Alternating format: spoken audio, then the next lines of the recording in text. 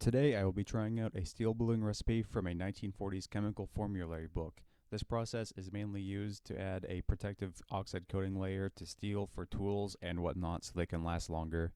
This process involves placing the object in molten sodium nitrate, then placing in a solution of metal salts and acid for a few minutes and then boiling in water and then drying. Of course, do not mess around with molten sodium nitrate, metal salts, or acid unless you have adequate safety and knowledge. Molten sodium nitrate really is no joke, as the recipe requires temperatures of 700 to 800 degrees Fahrenheit. Anyway, here's the full process. Later I'll be comparing this to more modern methods to see how this recipe holds up. So first I need to prepare a solution of iron chloride. The recipe did not specify if it was iron 2 or iron 3 chloride, however it is likely iron 3 chloride, as iron 2 chloride will react with the oxygen to form iron 3 chloride. I started by adding some concentrated hydrochloric acid to around 55 grams of nails, which will attack the iron and convert it into iron chloride and hydrogen gas. To speed up this reaction, I put it over a hot plate on low heat with a water flask on top to reduce hydrochloric acid vapors from escaping. Over time, it put out a very odd smell, something like between hydrochloric acid gas and metallic eggs. This reaction is not super fast, so it will take many hours to fully dissolve all of the iron. This is gonna take a while.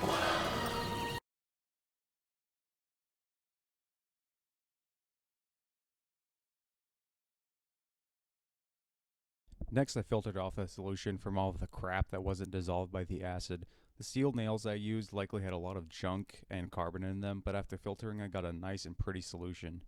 The nails weren't quite done dissolving yet, so I added more fresh acid and put it back on low heat to finish dissolving.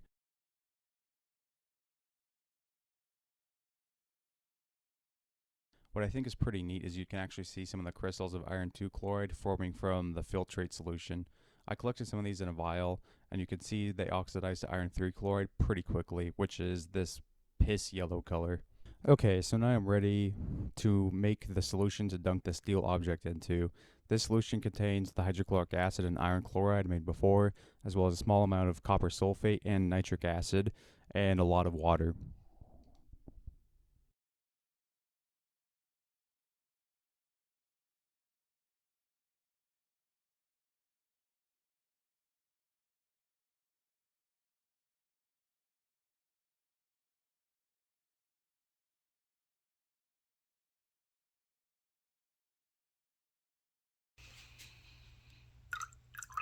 Sploosh.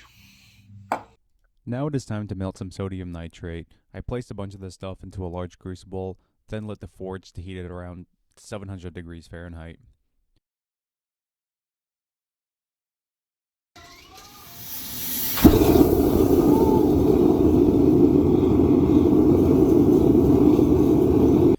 And here I am quickly cleaning up my steel object with a Dremel to remove any rust that is formed.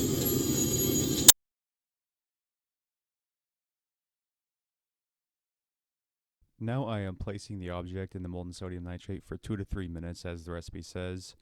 Then I took it out and quenched it in water to cool off.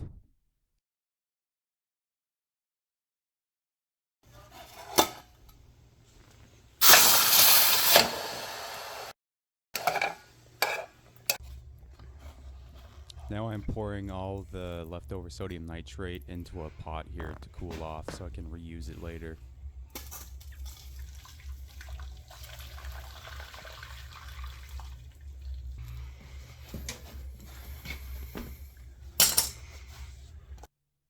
After this first treatment step, it already looks like the object has a darker bluish color to it, which is as expected.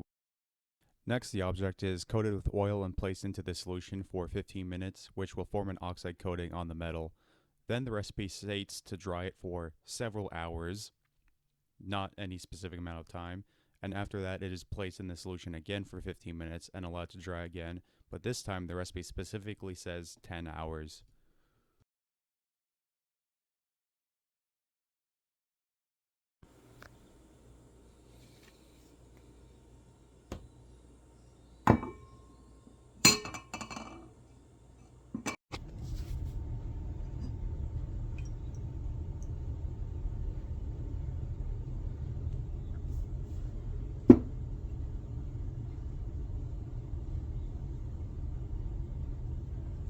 Finally, the object is boiled for 30 minutes, I assume to remove excess oxide coating on the metal.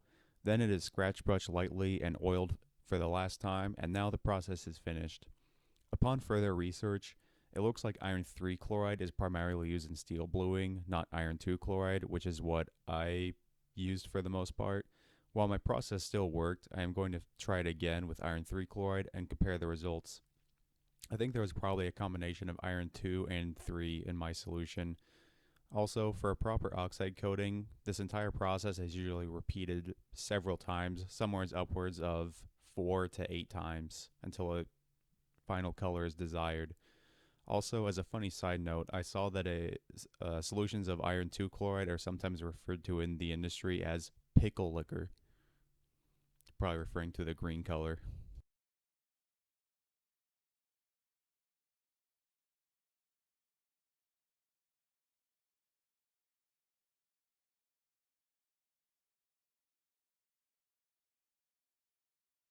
Since using the 1940s recipe was not as blue as I expected, I decided to just dunk some objects in hot molten sodium nitrate, which is known as niter bluing.